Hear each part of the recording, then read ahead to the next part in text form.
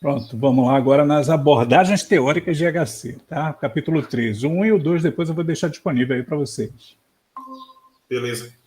E aí, Jean? Fala, Jean, beleza? Então vamos lá, olha. A gente, quando começa a falar em abordagens teóricas de HC, a gente tem que ver que é mais uma base psicológica, etnográfica e semiótica. Assim, mexe mais com a cabeça do indivíduo do que com a usabilidade em si. Quando a gente fala em semiótica, ou seja, com a abordagem do conhecimento que o cara já tem para poder utilizar o que foi desenvolvido para ele, existem essas leis aí que o desenvolvedor front-end utiliza para que o usuário não tenha tanta dificuldade em utilizar um aplicativo. Então, a gente vai ver através de exemplos aí, tá? Toda teoria vem um exemplo depois. E aí vocês vão começar a entender. Então, por exemplo, a gente vai falar aqui sobre a lei de Hick-Heinemann e de Fitts. Essa de Fitts aí, inclusive, eu utilizei agora na minha tese de doutorado, que vocês vão entender o que um usuário, por exemplo, com paralisia ou tetraplegia, ele pode medir com recursos computacionais. Mas vamos primeiro à lei de Hick-Heinemann. Show de bola. Então, vamos lá. Ó, ele relaciona o tempo que uma pessoa leva para tomar uma decisão com o número de possíveis escolhas que ela possui. Então, isso tem a ver isso é ligado diretamente ao número de variáveis que você bota numa tela para o usuário. Tá ligado? Então, assim, quando você tem uma tela muito poluída, ou seja, cheia de informações, o usuário vai levar um tempo enorme para poder entender primeiro aquela tela, para depois ele poder preencher. Então, assim, caso as opções tenham igual probabilidade, ele tem essa opção de cima aí, que é o t igual a k vezes o log 2, né, que multiplica n mais 1. E se as opções tiverem probabilidades diferentes, o cálculo matemático aí é o de baixo, onde ele diz que K é aproximadamente 150 milissegundos, tá? Que é uma constante obtida empiricamente, ou seja, independente da tela. A pessoa vai levar 150 milissegundos para tomar uma decisão entre preencher ou não preencher uma variável que você tenha colocado na sua tela, lá no seu front-end. Então, um exemplo aqui, tá? Relacionado ao tempo que uma pessoa leva para tomar uma decisão com o número de possíveis escolhas que ela possui. E aí ele botou duas opções para você selecionar o estado. Uma em ordem alfabética e a outra por região, norte, nordeste, sudeste. Então, assim, em qual das alternativas é mais rápido localizar um estado que você não conhece? E por quê, né? Então, nós já estamos acostumados a escolher o estado em qualquer aplicativo que você vai utilizar por ordem alfabética. Porque região, aí tu começa a se perder, velho. Tu vai olhar assim e vai dizer, meu irmão, eu mal sei os estados do Nordeste, velho. Aí eu vou lá para o Sul, eu sei lá quem é Sul, Sudeste, Centro-Oeste, Norte. O cara começa a ficar meio perdido. Mas, bicho, o cara tem que lembrar que ele vai em cima da letra, da primeira letra do estado que ele está procurando. Então, assim, ele clica logo. Se é Bahia, ele vai logo no B. Uhum. E aí seleciona todos os estados que tem B, né? Que, por incrível que pareça, só tem um. Mas, assim, o cara vai logo no B. Mas, cara, e se for R, que tem Roraima, né? Se for P, que tem Paraíba, Paraná, Pernambuco, Pará, tem um monte. Então, assim, é mais fácil que ele procure o estado por ordem alfabética do que por região, onde o cara não vai querer saber primeiro, o cara vai pensar primeiro qual é a região do estado que ele está procurando para depois selecionar o estado pela região. Aí complica, né? Lei de Fitts, pronto. Isso daqui é o seguinte, estão vendo a imagem aí, né? Onde no início tem uma mãozinha, estão vendo? Pronto. A lei de Fitts, ela determina o tempo que a pessoa leva para arrastar essa mãozinha do início até o alvo. Então, por exemplo, uma pessoa sadia pega o mouse aqui e é de boa pegar o mouse, clicar aqui e tocar aqui. Mas uma pessoa com paraplegia, ou seja, sem o movimento das mãos, provavelmente ela vai estar usando um recurso computacional, um mouse, de pé. Ela vai utilizar os pés para fazer esses cliques de mouse aí. E uma pessoa com tetraplegia, como é que faz? Bicho, ela usa ou o movimento dos olhos, né, o movimento do nariz, por incrível que pareça, tem recursos que acompanham onde o nariz da pessoa está, ele vai clicando, e o equipamento que eu desenvolvi, que é através da detecção do movimento da cabeça da pessoa, né, eu fiz com que a cabeça da pessoa fosse um mousepad, coloquei um mouse atrás da cabeça do usuário, no encosto de cabeça que tem. Então, quanto tempo ele leva para levar o ponteiro do mouse do início até o alvo? Então, ele diz que é relacionado ao tempo que uma pessoa leva para apontar para o alvo para algo com o tamanho S, com o objetivo de uma distância D, entre a mão da pessoa e esse objetivo-alvo. Só que é o seguinte, nem sempre é a mão da pessoa, né? E aí existem uma série de tipos de testes que podem ser utilizados ainda na lei de Fitts, tá? Aí diz assim, qual é a alternativa mais rápida de alcançar o botão salvar? Aquela que tem um espaço maior ou a menor, né? Para um indivíduo que tem dificuldade, ou seja, não está utilizando a mão para fazer a locomoção do ponteiro do mouse, quanto maior é o alvo, melhor para ele. Porque um alvo menor, como o botão de cima de salvar, ele pode errar, pode clicar fora do alvo. E aí, isso daí é cometido como erro e ele perde pontos no teste que ele está fazendo. Processador humano de informação. E aí vem, todo mundo pensa o seguinte, o processador humano, pô, é o cérebro do cara, a cabeça do cara, mas não, tem toda uma série de hardware interligado, não é somente o cérebro, né? Eu tenho a memória de longo prazo, que vai me dizer o que eu devo fazer, como eu devo fazer, porque um dia eu já fiz. E aí eu tenho a memória de trabalho, onde está atrelada ao meu visual e à minha audição. Então, eu estou clicando ali, né? Estou vendo, estou escutando o barulho do mouse, estou vendo algum som que ele venha fazer. E aí eu tenho a percepção de entrada e saída, né? O processo perceptivo e o processo cognitivo, que é o de aprendizado, e o processo motor, que são os atuadores. Então, assim, para eu fazer com que esse mouse percorra toda essa tela, eu tenho receptor, que são olhos e ouvidos, principalmente olhos agora, né? O processador perceptivo, eu estou vendo o meu mouse se mexer aqui, e aí eu tenho um aprendizado que, quando eu mexo com a minha mão aqui, o mouse se movimenta também, tá? Então, isso daqui é a minha entrada e saída com relação à percepção de informação dentro desse recurso que é a apresentação de slide que eu estou passando para vocês agora. Mas a mesma coisa pode ser feita, pessoal, quando você está com o seu aplicativo na mão do usuário, não é?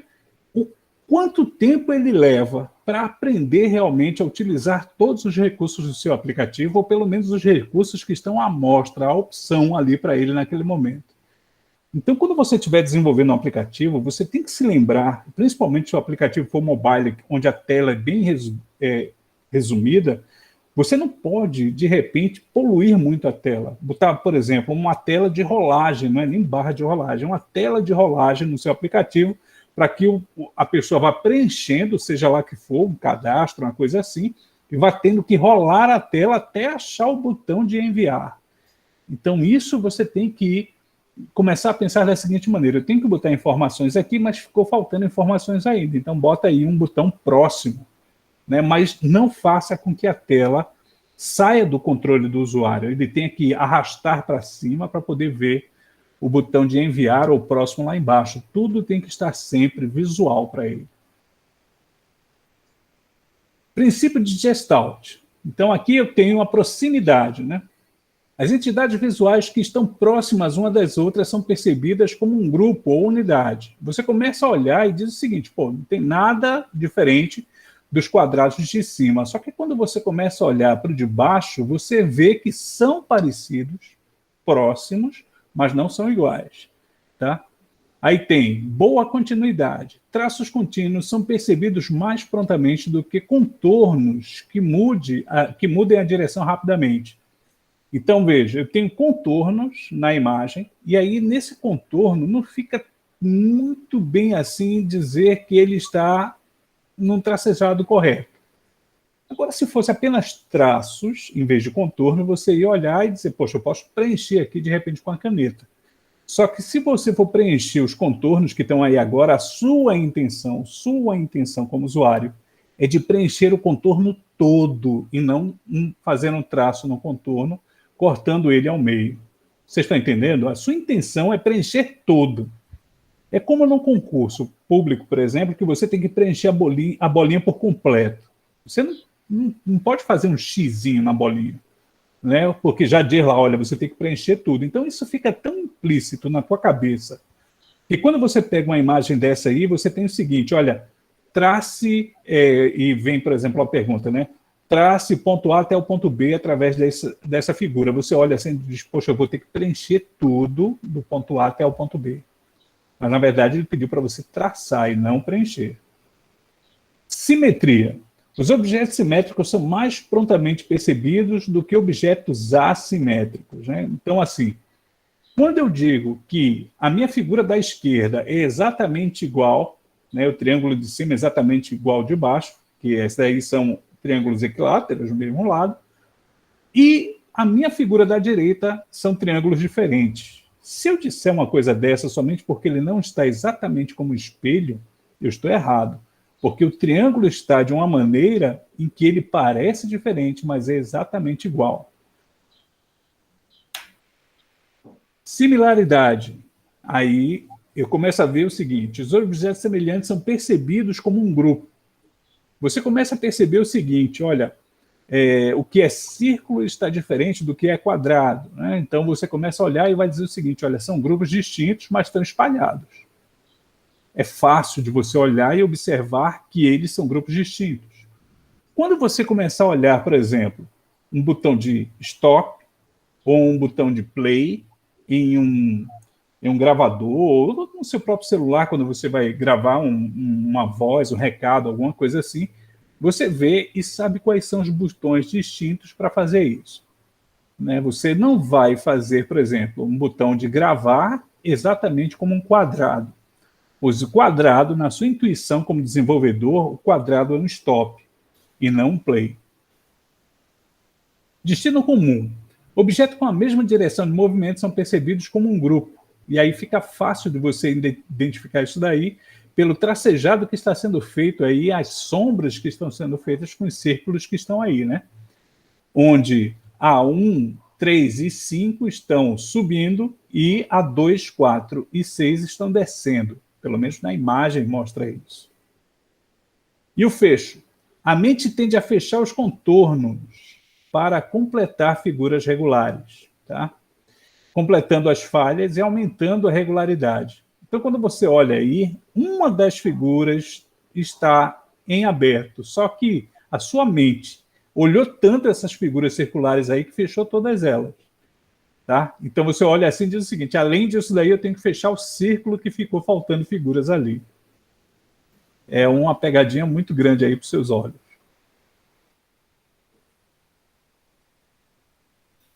Engenharia cognitiva.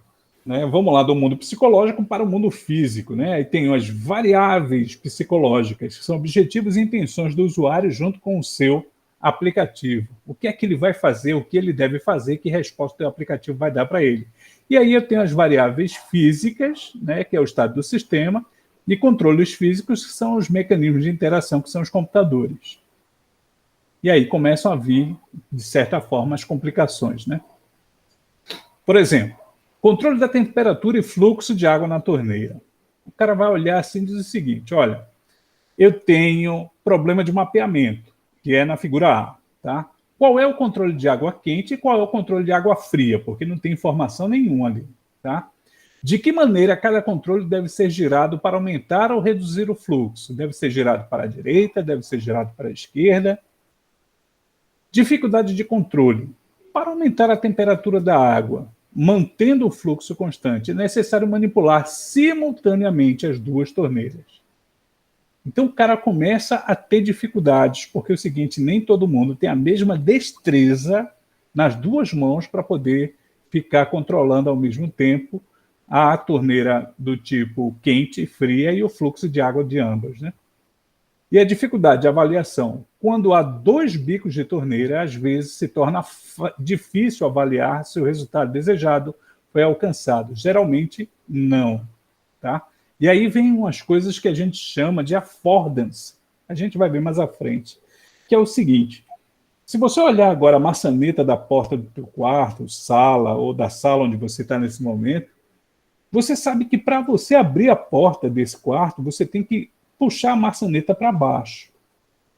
Mas nem sempre toda porta é assim, tá? Às vezes, por um erro qualquer de uma instalação de uma porta, de uma maçaneta, a maçaneta fica literalmente abrindo a porta, puxando ela para cima. E aí o cara se complica, tá?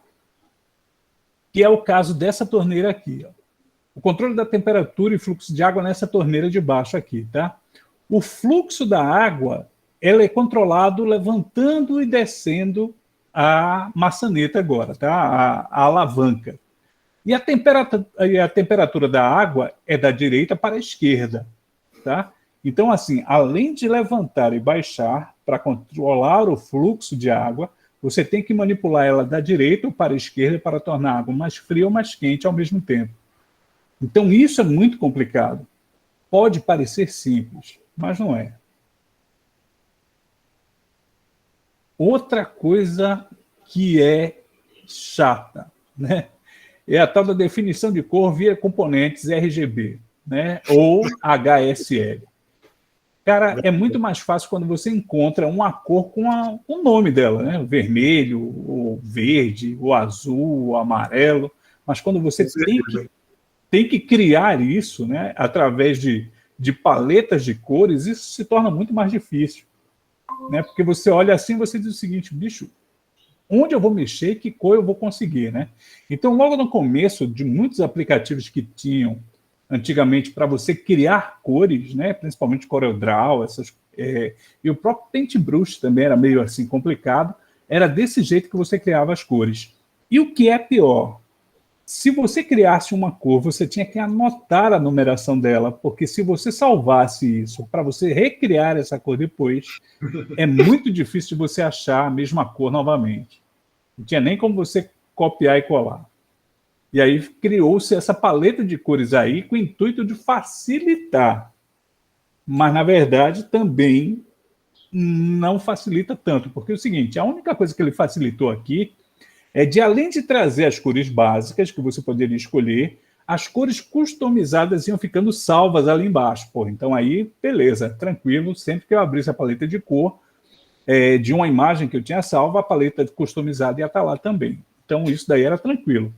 Mas se você fosse criar um novo design querendo aproveitar a cor que você tinha customizado antes, então você tinha que abrir as duas imagens, pegar a numeração da cor que você customizou e jogar para a nova paleta de cores. Então, sempre assim, tá? E ainda hoje tem aplicativos que são assim. Teoria da ação, os golfos, né? Aí pronto. Quando um ser humano está na frente de um dispositivo computacional, né? Seja ele celular, computador, tablet, notebook, seja lá o que for, né? Ele tem sempre um objetivo. O golfo de execução é aquilo que ele vê, e o golfo de avaliação é o que eu fiz.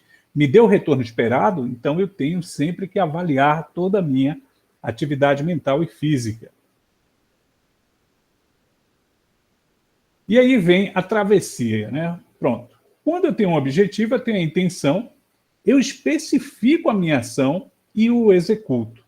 Tipo, abri o aplicativo que você criou, cliquei no nome cadastrar e eu espero que quando eu clique em cadastrar, ele peça ou meu nome, ou meu e-mail, ou o que eu faça, eu crio um login, ou qualquer coisa assim. Então, essa é a esperança, né, que o usuário tenha, onde clicar no botão cadastro, venha, retorne para ele, ele perceba essa interação e avalie como positivo. Porque imagina só, quando você clica em cadastro, por exemplo, e o cara bota lá assim, tela não encontrada, ou arquivo não encontrado, o cara olha e diz: pô, bicho, e como é que eu vou utilizar o aplicativo agora, né? Então, essa é a esperança que tem do usuário ao utilizar qualquer seja um aplicativo e clicar no botão de interação que esse aplicativo passou para ele. E aí vem a teoria da ação com relação às paletas de cores, né? O cara tem estabelecer como objetivo mudar a cor de fundo de um retângulo selecionado. Aí ele está lá, o retângulo é preto e tal. Então, formulação da interação. Difundir uma cor verde-oliva com os valores R85, G107, B47.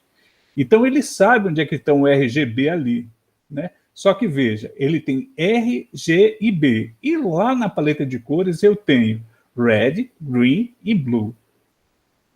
Meu amigo, acredite que o usuário vai ficar procurando RGB e não vai achar, tá? Principalmente porque é o seguinte, o Red está marcado R, o Green está marcado G, e o Blue está marcado U e não B. Então o cara se perde justamente aí, tá?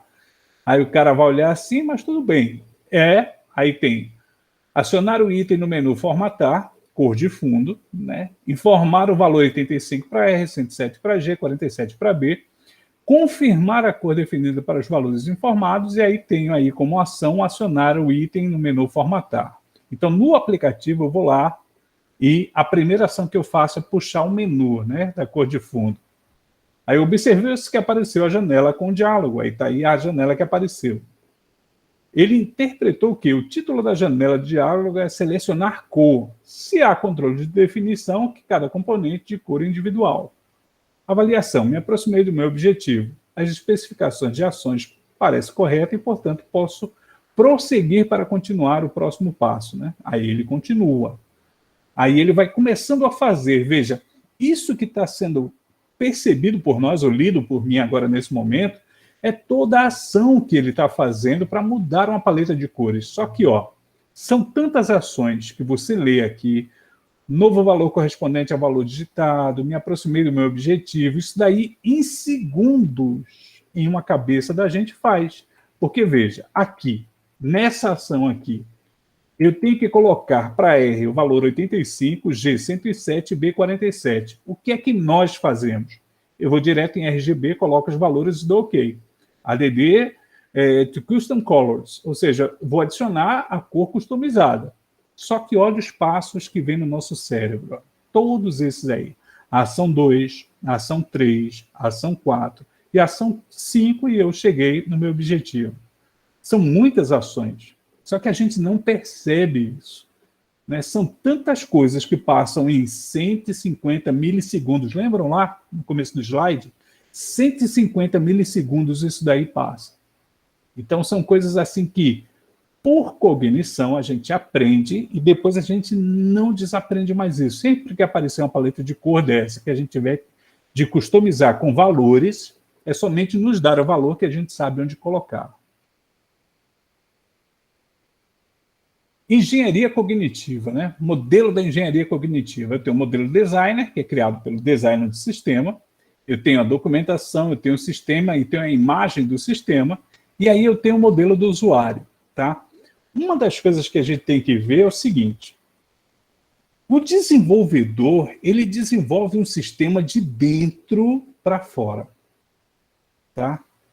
E o designer, o cara que trabalha com IHC, ele desenvolve o sistema de fora para dentro, que é justamente quando ele cria as telas de interação primeiro para fazer com que as ações que o desenvolvedor fez no background do sistema funcionem de forma correta para o usuário. Então, sempre que quando eu estou desenvolvendo um aplicativo e eu sou designer, eu sou front-end designer, eu estou criando as telas baseadas naquilo que vai ser desenvolvido ou naquilo que foi visto no requisito que foi feito com o usuário, né? Ali naquela fase de requisitos, casos de uso, aquela parte bem primária que foi visto no sistema. Então, aqui eu tenho praticamente o produto backlog já pronto, ou seja, eu estou com todas as ferramentas para desenvolver o sistema e eu criei as telas de interação para isso, né? Então, o usuário deve ser capaz de elaborar um modelo conceitual compatível com o modelo design através de sua interação com a imagem do sistema. Para isso, o design deverá produzir uma imagem de sistema explícita, inteligível e consistente com o seu modelo de design, né? Então, ele tem que saber aquilo que o cliente espera de uma tela amigável para poder utilizar o sistema. Ele tem que saber disso. Então, abordagens etnometodológicas. Então, enfatizam aí as influências entre o contexto físico e sociocultural e o uso de sistemas computacionais interativos, né? Algumas das principais iniciativas: ações situadas, né, versus ações planejadas, análise de conversação entre pessoas, estudo da comunicação usuário-sistema e estudos de campo de trabalho, em casa, em movimento, etc. Então, aqui, veja da seguinte maneira. Quando você desenvolve um aplicativo que vai colocar ele em teste, tá? Você tem que fazer com que um roteiro de uso para que o usuário possa utilizar o teu sistema de uma maneira a seguir de forma correta, sem ser aquela parte intuitiva. Então, são ações planejadas por você para que o usuário utilize o seu sistema. Então, aí eu estou utilizando a metodologia de Norman. Quando as ações são situadas, ou seja, o usuário usa o sistema que você entregou a ele da maneira do usuário, ou seja, do jeito que ele acha que deve usar, são ações situadas e aí a metodologia de Schuckman. Então, nessa maneira aí, o cara pode muito bem encontrar muito mais erros de execução do sistema do que numa situação, numa ação planejada. E é dessa maneira que você deve avaliar a usabilidade do seu aplicativo. Se é uma maneira de você chegar e dizer assim, bicho, eu criei um sistema tão interativo, tão amigável, que qualquer pessoa que estiver utilizando ele vai saber como utilizar, sem precisar, às vezes, até de manual de usuário, né? Então, eu vou fazer os meus testes dessa maneira aqui. E tem gente que, quando vai fazer o teste do aplicativo, antes de fazer, ele tem uma conversação com o pessoal que vai utilizar. Ele bate um papo com o pessoal, saber se eles já utilizam o sistema, que tipo é o sistema legado que eles utilizam, como vai ser, como seria, né? Qual seria a tela ideal para você fazer o seu aplicativo funcionar de forma correta para eles, qual seria a tela amigável, por aí vai. E aí você começa também a observar, nesse meio tempo, né, o estudo da comunicação usuário-sistema, como é que o usuário se porta com o sistema que está atualmente com ele lá. Porque a gente sabe que existem usuários de todos os tipos dentro de uma empresa, né? Tem aquele usuário que é safo, sabe lidar com os problemas que vão acontecendo, se o sistema travar, ele sabe destravar tranquilamente, se uma base de dados sumir, ele sabe como sair do sistema e voltar e a base de dados aparecer novamente, por aí vai. E tem aquele usuário que simplesmente, se o mouse parar, acabou o dia para ele, né? Ele vai dizer, olha, não posso mais trabalhar não porque o meu mouse parou. Aí o cara olha assim e diz, bicho, mas a gente sabe que isso acontece. Aí o cara chama o suporte, não posso chamar o suporte não, porque meu mouse parou. Cara, o suporte é chamar para o telefone. O cara serve, pô, mas o meu mouse parou. Aí fica nesse negócio, né? O dia todo aí. Mas tem isso. Então você pode muito bem chegar e dizer assim, olha, como é que o cara lida? Então, quando você percebe que esse cara é o pé duro de todo um departamento, você tem que ter uma atenção especial com ele. Você tem que fazer um treinamento especial com ele. Você tem que ensinar a ele a utilizar o seu sistema mais do que aqueles outros que vão se dar muito bem com o seu sistema na hora que estiver trabalhando. Isso daí é um fato relevantíssimo para isso, tá? E estudos de campo no trabalho, em casa, em movimento e por aí vai. Tipo, dentro do trabalho, como é que o cara se porta utilizando os sistemas computacionais que existem dentro da empresa? E o dele? Ele sabe, por exemplo, utilizar os recursos que existem no celular dele ou é somente atender e fazer ligação, utilizar o WhatsApp e bater foto? E fazer uma agenda de um compromisso, ele sabe receber e enviar e-mail, ele sabe abrir um arquivo em PDF pelo celular, então tem essas coisas assim que o cara às vezes não sabe. Então, são esse tipo de pessoa que você tem que ficar de olho e dizer, poxa, se o meu sistema for trabalhar, por exemplo, gerando arquivos em PDF, ele vai ter que saber abrir um arquivo em PDF pelo meu sistema. Então, vou ter que fazer com que isso seja muito intuitivo para ele. Teoria da atividade. Bom, ela é realizada através de ações conscientes direcionadas ao objetivo do sujeito. As ações são realizadas através de operações inconscientes disparadas pela estrutura da atividade e as condições do ambiente em si. Então, o bom da teoria da atividade é o seguinte, olha, vai ter que ter uma ação, né? Uma atividade é uma ação e a ação gera uma operação. Então, isso daqui vai de cima para baixo e de baixo para cima, sempre tendo resultados de um com o outro, né? Só exemplos aqui. A atividade humana possui 3 características básicas. É dirigida a um objeto, material ou ideal, é mediada por artefatos e é socialmente constituída dentro de uma cultura. Tá? Então, por exemplo, para que eu tenha um instrumento, por exemplo, eu tenho que ter regras, eu tenho que ter divisão de trabalho, e aí envolve o instrumento lá para que eu possa chegar até ele. Só que essas regras são aplicadas a um sujeito. Ó. As regras aqui são aplicadas a esse sujeito. A divisão de trabalho é o objetivo desse sujeito. E isso daqui pertence à comunidade.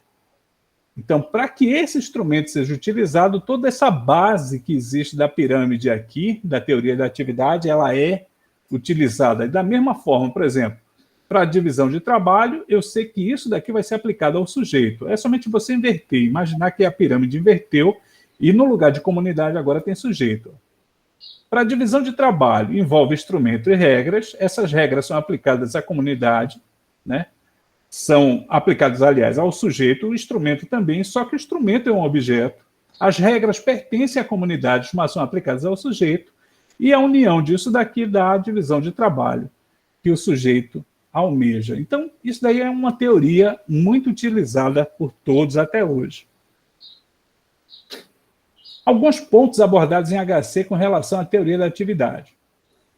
A análise e design de uma prática de trabalho específica, considerando as qualificações, o ambiente de trabalho, a divisão de trabalho e assim por diante. Tá? A análise e design com foco no uso real e na complexidade da atividade multiusuário. Então, assim, você não vai estar desenvolvendo um sistema para ser utilizado por um usuário apenas. Você tem que se lembrar que esse seu sistema vai ser utilizado por todos os usuários, ou seja, uma comunidade dentro de uma empresa. Então, na noção essencial de artefato como mediador da atividade humana. Você tem que ver que o seu aplicativo vai estar para diversas pessoas lá. Do velho ao novo, do magro ao gordo, do inteligente ao não tão inteligente, por aí vai. Tá? O desenvolvimento da experiência e do uso em geral da perspectiva que vai ser utilizado o seu aplicativo, né? E a participação ativa do usuário no design. E foco no uso como parte do design. Então é o seguinte, para você criar as telas do seu aplicativo, você tem que realmente saber como os usuários da empresa trabalham atualmente com o aplicativo legado que existe na empresa. E aí vem a cognição distribuída, né? Amplia a semântica de cognitivo, para abranger as interações entre pessoas, recursos e materiais do ambiente. Então, lá, tem as variáveis psicológicas e as variáveis físicas e controles físicos. Ou seja, eu tenho o humano e tenho o computador.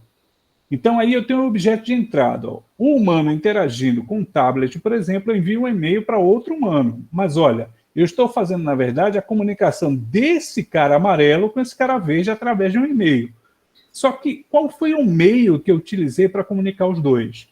O meio digital, o meio computacional. Tá? Então é sempre assim, interação de humanos com computador para humanos. Por mais que seja longo o percurso, ou curto, quando é de um para o outro, mas é sempre assim. Você nunca vai estar fazendo a interação com um computador que o outro humano não esteja vendo. Então, sempre quando você faz alguma coisa, por exemplo, se você lança uma série de notas e no final do mês você vai fazer um balancete da empresa do que foi vendido, do que foi comprado, você vai fazer com que essas notas que você lançou ao longo de um mês saiam para você através de um processo de impressão. Então, isso é sempre a interação humano-computador, resulta em resultados para outro humano, né? Nem que esse outro humano seja você mesmo. E aí ele diz lá também que, né, descreve o contexto da atividade, os objetivos do sistema funcional e de seus recursos disponíveis. Identifica as entradas e saídas de um sistema funcional. Identifica as representações e processos disponíveis dentro do sistema. Todas as possibilidades que existem no aplicativo que você desenvolveu vão ter que estar presentes, nem que seja no visual para o usuário, tá? Identifica as atividades de transformação que ocorrem durante a resolução de problema para atingir o objetivo do sistema funcional. Exemplo de um problema de uma empresa, controle de estoque. Então, você criou um sistema que dá entrada e saída, o fluxo, controla o fluxo de entrada e saída de mercadoria dentro de uma empresa. Então, isso é um problema que o seu sistema torna visível que foi resolvido. Então, o usuário se sente seguro ao saber que, se eu cadastrar 300 latinhas de cerveja, por exemplo, eu vou saber que quantas saírem, o meu estoque vai começar a dar baixa nisso. Como eu não comprei mais nenhuma outra latinha de cerveja, significa que eu amanhã posso saber muito bem quantas foram vendidas e quanto eu vou ter que repor novamente no meu estoque. Então, meu sistema proporciona isso, né? Me deixa seguro com relação a esse tipo de controle.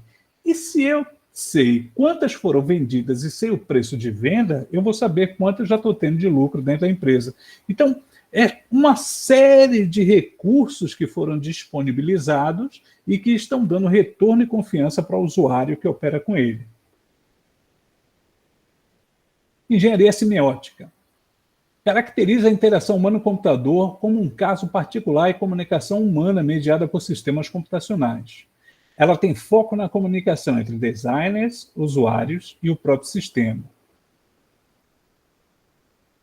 Ela investiga processos de comunicação em 2 níveis distintos: a comunicação usuário-sistema e a metacomunicação do designer para com o usuário, mediante pelo sistema através de sua interface. Então, vê que coisa bem viajada. O designer está se comunicando com o usuário o tempo inteiro, mas não diretamente, e sim através da tela que ele criou para o usuário. Então, assim, se o usuário achar que o sistema não é muito intuitivo, significa que o design e o usuário não estão conversando de uma forma satisfatória, de uma forma bem direita, né? Então, a paráfrase da metamensagem é o seguinte: ó, este é o meu design, o cara, né, que desenhou. Entendimento de quem você é, do que aprendi que você quer ou precisa fazer, de que maneiras prefere fazer e por quê. Este, portanto, é o sistema que projetei para você, e esta é a forma como você pode ou deve utilizá-lo para alcançar uma gama de objetivos que se encaixam nessa visão. Então, o designer pode estar dizendo tudo isso para o usuário olhar para ele e dizer o seguinte: não gostei, não é o que eu queria, você não está falando realmente o que eu queria escutar. Então, tudo isso daí são metamensagens, né? E aí vem o exemplo prático aí no caso, né? Tem lá o emissor e o receptor com o código que está rodando por baixo e o canal, que é o front-end, que está fazendo a mensagem do emissor para o receptor. Então, aí, quem é o emissor? O designer. Quem é o receptor? O usuário. Então, tem todos esses passos que eu acabei de falar estão sendo representados nessa figura aí. Aí tem, qual é o contexto da comunicação? Que elementos do contexto de interação, psicológico, social, cultural, tecnológico, físico, etc., devem ser processados pelo sistema? E como? Né? Qual o código da comunicação? Códigos computáveis, né, podem ou devem ser utilizados para apoiar a metacomunicação eficiente, ou seja, qual deve ser a linguagem de interface? Aquela história intuitiva e a mais clara possível, né? Se você de repente, você sabe o que é o botão de ligar e desligar, né? Que é um círculo com um traço praticamente no meio ou saindo dele, né? Tem um botãozinho lá.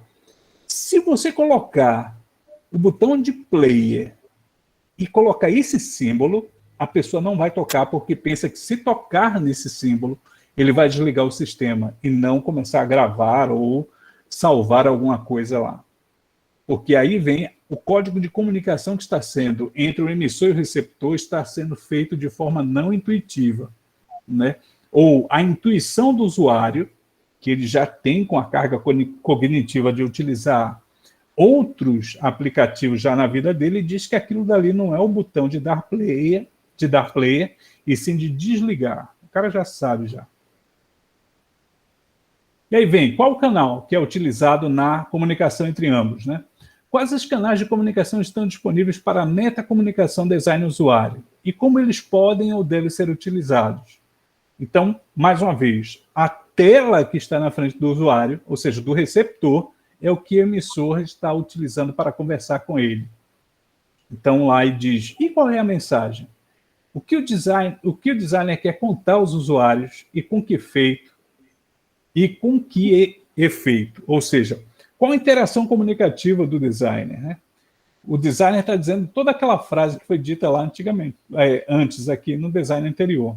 Ou seja, eu estou disponibilizando essa tela porque essa tela daqui é aquela que eu acho a mais correta para você utilizar. Só que ele chegou até essa tela através de conversas, né, com o usuário, olhar e dizer o seguinte, olha, esse botão aqui ficou legal? Não ficou, ele deveria ser mais para a direita ou mais para a esquerda, deveria ser embaixo e não aí em cima. Então, através desse tipo de comunicação clara, né, sem rebuscagem técnica, é que o cara acha o design perfeito de interação entre o usuário e o aplicativo ou o computador, né?